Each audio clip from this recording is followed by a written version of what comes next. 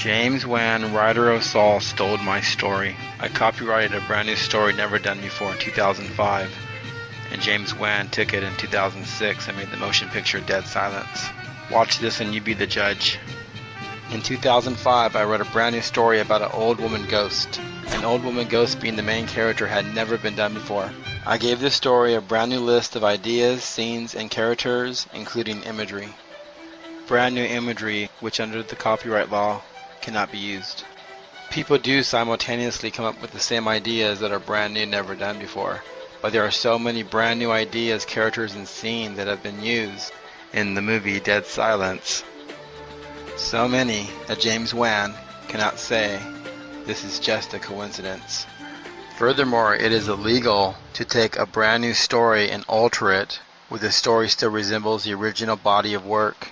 When Dead Silence was being promoted, they promoted themselves as a brand new story never done before. I sent my manuscript off to over 100 publishing houses in 2005. In 2007, when the movie came out, I could not believe what I was seeing. If somebody steals your story, they're not going to keep the story the same. Of course not. You have the certificate. You can sue them. They're going to slightly alter the story so they can still get credit in creating the story, get paid for the story, and then just say that everything is a coincidence. Unless you have a lot of new ideas. Let me give you an example of what I mean. You remember 1980s Freddy Krueger? Okay, Freddy Krueger is a fine example. It was a brand new story about this man that haunts your dreams, and if you die in your dreams, you die in your real life. Well, you can't own that idea, so someone else could have used a regular man that came into your nightmares and killed you in your dream and you died in real life. Even a bunch of creepy children, even an old woman ghost. But if they were to change his hat into a cap and change his red stripes into red polka dots and change his 5 razored fingers into a hook where he still resembled the character, that is a copyright infringement. And just like Freddy Krueger, my main character, Susan Pale, is also a trademark character. Her last name being Pale, and that's the title of the book, Pale. He took Susan Pale and turned her into Mary Shaw. 80 years ago, Susan Pale was an old woman pianist that lost her hands trying to save her baby's life. 60 years ago, Mary Shaw was an old woman ventriloquist who lost her voice trying to make her puppet baby appear alive. Susan Pale had lost her hands but got her hands back supernaturally. Mary Shaw had lost her voice but got 2 voices back supernaturally. After a little boy teases the old woman about the loss of her baby and her hands, the old woman kidnaps him. After a little boy teases the old woman about the loss of her voice and her puppet baby, the old woman kidnaps him.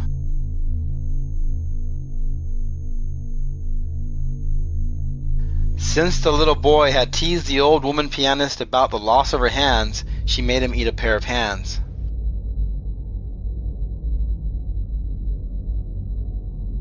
Since the little boy had teased the old woman ventriloquist about the loss of her voice, she cut out his tongue. After the old woman kidnapped the little boy, she put him in a secret room below her bedroom window. After the old woman kidnapped the little boy, she put him in a secret room in her bedroom wall.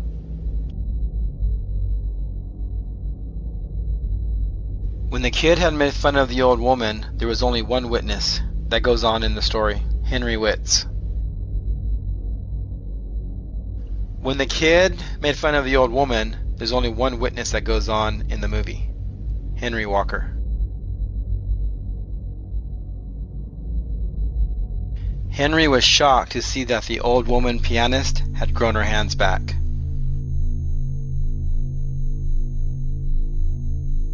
Henry was shocked to see that the old woman ventriloquist had supernaturally spoken in 2 voices at the same time.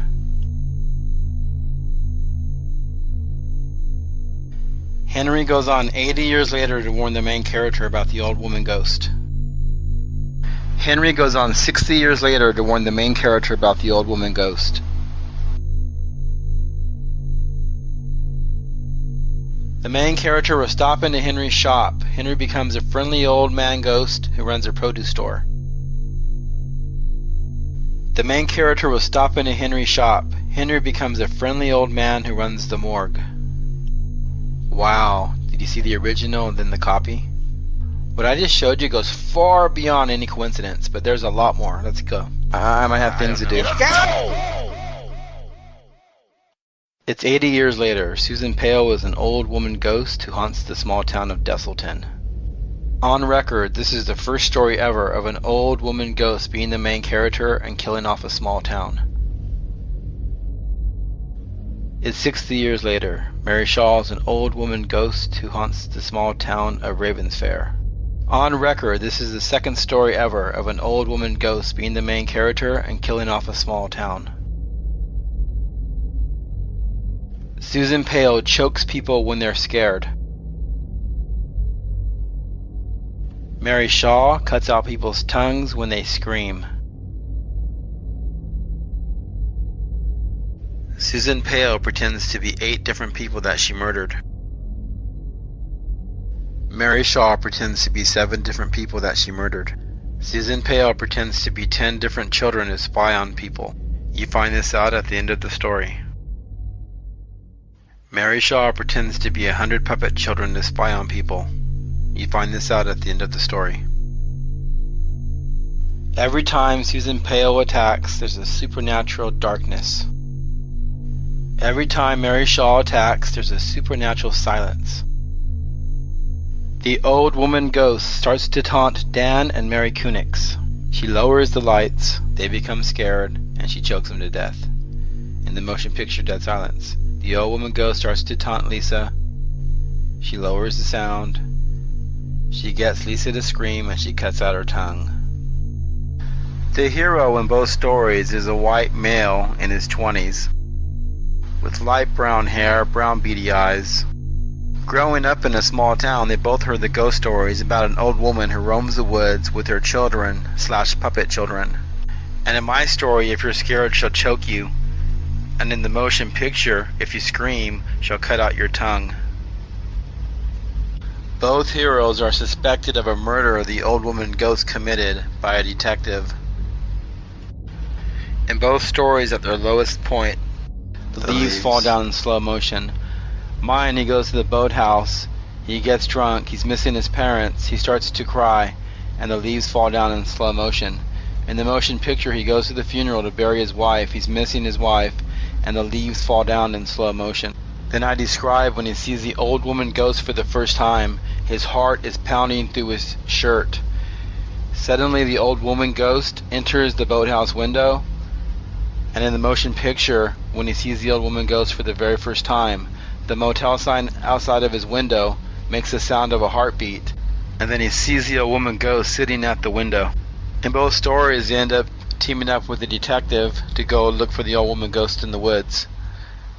In mine is a chase scene at the river, and in the motion picture, a chase scene at the lake. And in my story, the old woman ghost pulls him into the river, and in the motion picture, she pushes him into the lake. Now in the copyright version of my story, at this point, Calvin actually dies off, and a new family enters the story, the Brooks family. Now what James Wan did is he got rid of this family here, and kept the character Jamie that resembles my character Calvin. He had Jamie Ashen go on and do all the important scenes that the Brooks family did. I'm going to wrap this up for you in just a few seconds, but before I do, this is very interesting here. Susan Pale killed Calvin Kunix's mom and dad. Mary Shaw killed Jamie Ashen's wife. The word pale actually means ashen, which is the last name of the main hero in the movie. Susan Pale, pale means ashen, and Jamie Ashen, ashen means pale. And this gets more bizarre. The word pale also means Wan. And I'm claiming that James Wan stole my story. So the word Wan means pale.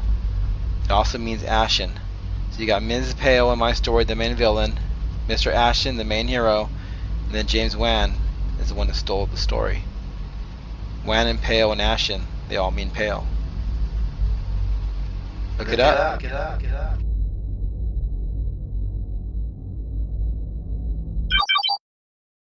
There's only 3 major scenes in the movie that we have not covered yet, so let's start off with the first one.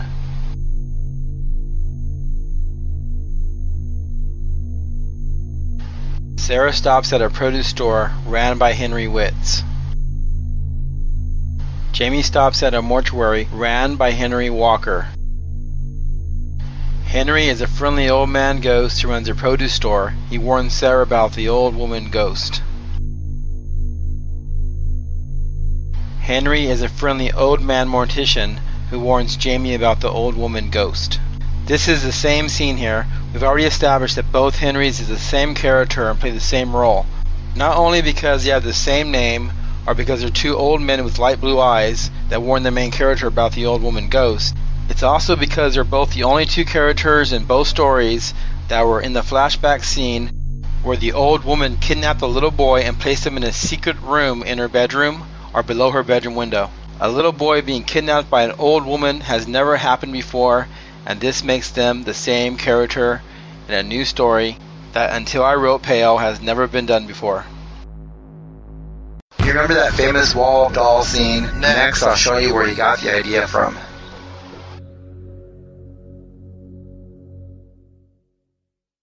The second important scene is the second to the final scene in both stories. In Pale, the old woman ghost pretends to be a little boy and the family dog and leads Mark Brooks out into the woods to the old woman's house and into the secret room where she had kidnapped the little child that made fun of her baby and her hands. In the movie Dead Silence, the old woman ghost pretends to be Henry and leads Jamie Ashton and the detective out to the woods, out to the haunted theater, and into the secret room where she had kidnapped the boy who made fun of her tongue and her puppet baby. Shh, don't tell. In this secret room, Mark Brooks is ambushed by 10 children, which is really the old woman ghost, and their faces stretch. In the secret room, both characters are ambushed by 100 puppet children, which is really the old woman ghost, and their faces stretch. Now for the shockful ending in both stories. Sarah is getting away. She knows not to be scared, or the old woman ghost can kill her. Jamie is getting away. He knows not to scream, or the old woman ghost can kill him. Sarah does not know that the old woman ghost was pretending to be her children. Jamie does not know that the old woman ghost was pretending to be his father.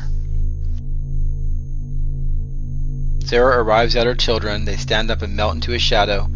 Sarah becomes terrified. The old woman ghost comes out of the shadow and is now able to choke her. Sarah dies. The old woman ghost goes backwards into his shadow. Jamie walks over to his father. His dead father is made up into a puppet. It was the old woman ghost that was moving him around. Jamie screams, and the old woman ghost is able to cut out his tongue. Jamie dies. Due to the uploading rules on YouTube, I cannot share anymore at this time. Please share this video with somebody. Thank you for watching.